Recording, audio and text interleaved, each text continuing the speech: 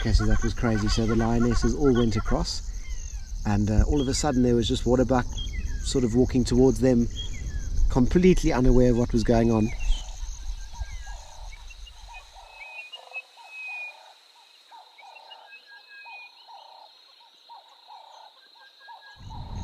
Very good afternoon to all the viewers and subscribers. We are out this afternoon, probably one of my favourite times of the year. There's been quite a lot of rain over the last few days, few weeks actually, and the bush has just come to life. There's just everything. There's birds all over the place. We've seen one or two baby impala. I haven't got to film them yet. They've been still very skittish. A lot of dung beetles, so I think this is going to be a good few weeks of just watching the bush transform.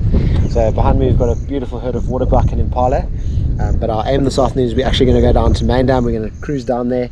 The Narus were seen there this morning. We actually saw the Narus there this morning, and with some exciting information. We'll show you some footage from this morning that we had. It was the silver-eyed Naru lioness, the broken-tailed female leader of the Naru pride. She was walking down the main road, and we think she was leading us towards her cub. She had suckle marks. She had a lot of milk in her teeth, so it looked quite full. So we think she'd obviously eaten, and she was heading back towards the den to feed the cubs. We're going to just hang around the next few days. Hopefully she brings them out. Maybe there's a carcass around.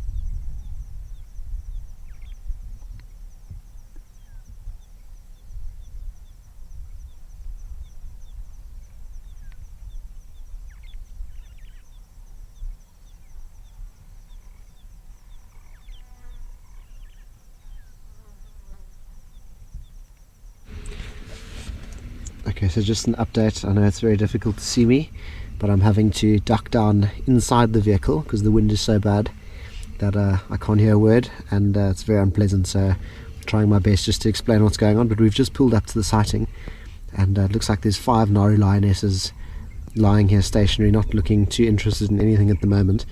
I'm hoping that's going to change soon. They did lift their head once or twice to look towards the direction of a herd of waterbuck and impala. So fingers crossed they make a move and they try and go for it. But we'll have to see what happens, I guess. And it's all a waiting game now in this hard wind. It's very good, favourable conditions for these lionesses to try and hunt. So hopefully they're going to make a move.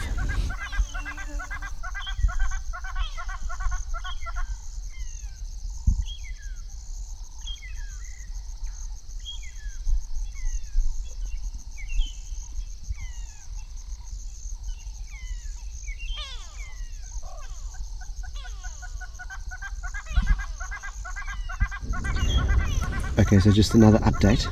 The lionesses are up now. They've moved. It looks like 4 of them are in front of me. One has gone off to the side and is going to flank and go through this part of Main Dam here, the tributary that comes in from the river. And it looks like she's gone around. These lionesses are slowly making their way across the river now, or across the tributary here by Main Dam. And they're moving towards, there's a herd of waterbuck and impala on the other side. The impala rams look like they're starting to rut and chase each other around.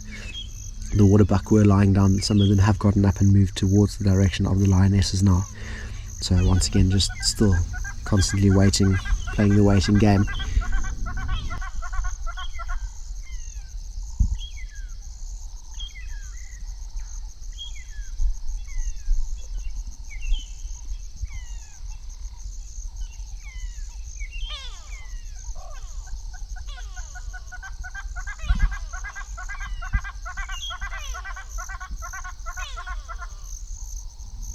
Okay, so that was crazy. So the lionesses all went across, and all of a sudden there was just waterbuck sort of walking towards them, completely unaware of what was going on. And then all of a sudden an impala just sort of ran across the view of the lionesses. You'll see in the frame how she literally a few steps to the right, I'd say maybe a meter and a bit. It's hard to tell with all the perspective, but I think that she would have easily run into or on top of that lioness, or she would have gone over the top of her.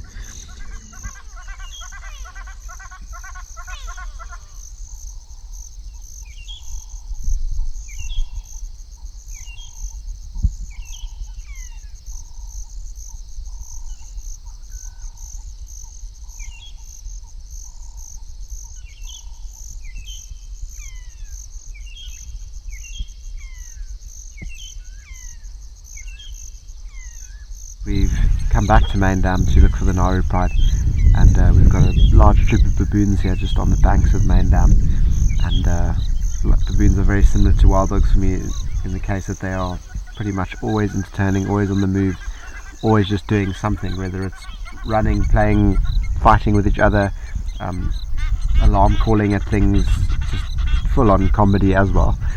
And this troop slowly foraging, making their way along the banks of Main Dam here, along the water's edge.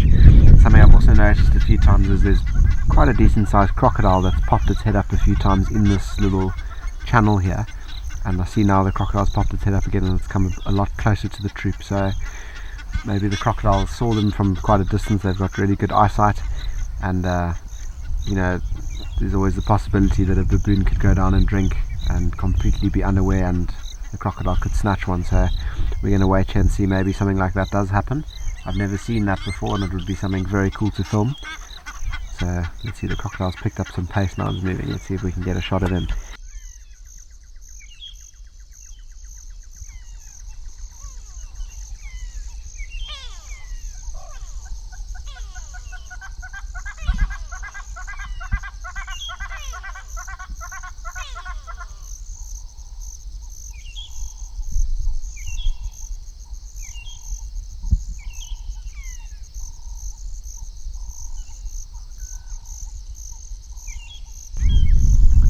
Just like that, the whole troop of baboons have just gone past me. I didn't even bother counting them, there's so many of them. But there they go into the distance, and it's so nice just to sit with some different subjects for a change, like a troop of baboons that just sort of come through an area, busy foraging, looking for birds, eggs, looking for insects, and they just carry on and off they go. And in doing that, we've sat here, we've listened, we've had a good time to ourselves just to recollect and try and see if there's any other alarm calls or any audio for lions anywhere. Fortunately, it hasn't paid off, we haven't heard anything, but there's always the chance that you just drive past something like this and you miss good opportunities, or you even miss the chance of something being out there alarm calling and shouting its lungs out, but while your engine's running you won't hear it. So I'm glad we had a bit of time with this baboon troop here, and such a beautiful day at Main Dam. Even though it's overcast and cloudy, it's just very, very tranquil. Lots of bird sounds, lots of animals around, just a good morning out.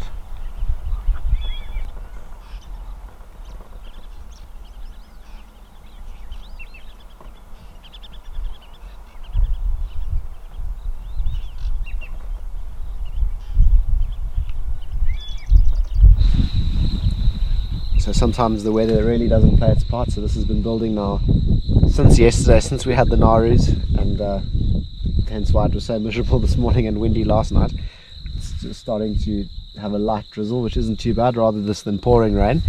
But some great news is that both leopard cubs have been found, so we're heading there now. There is quite a long lineup of vehicles wanting to get in there, so I think we're going to be last on the list, but hopefully we'll get a good view of them. On the note of the leopard cubs, a mistake that I did make a few weeks ago was that I thought initially when we saw the cubs over a month now, was that one was a male and one was female, until I reviewed some footage and had a closer look a few weeks ago, and I realized they were actually both females.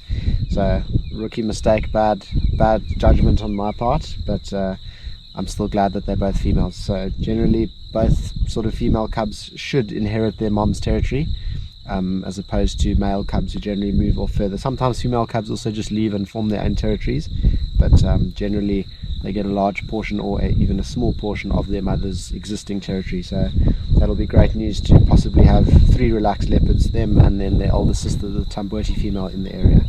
So if they make it, we look forward to that. So hopefully we'll get a good view of them this afternoon.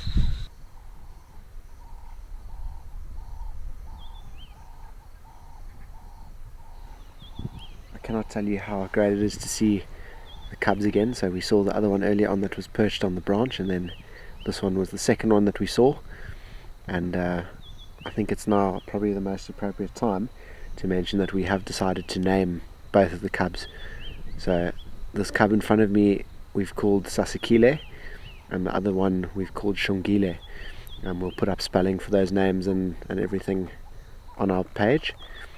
But basically both names actually mean beautiful in the local Shangaan language, and I don't think there's much better words to describe these two cats. And obviously finding out that they were both females was great great enjoyment to all the guides, and then we decided to give them the appropriate names, which means beautiful. So here we've got Sasikile, and then in the other tree there, hopefully she'll get a bit more active just now. She might even come join her sister here, is Shongile. So hopefully 2 future stars and queens of the Manyeleti and the virtual safari.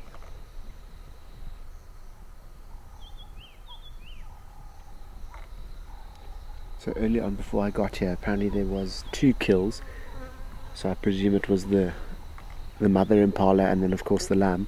The lamb is now currently stashed in a marula tree not far from here, so I think maybe they're going to go back and feed there.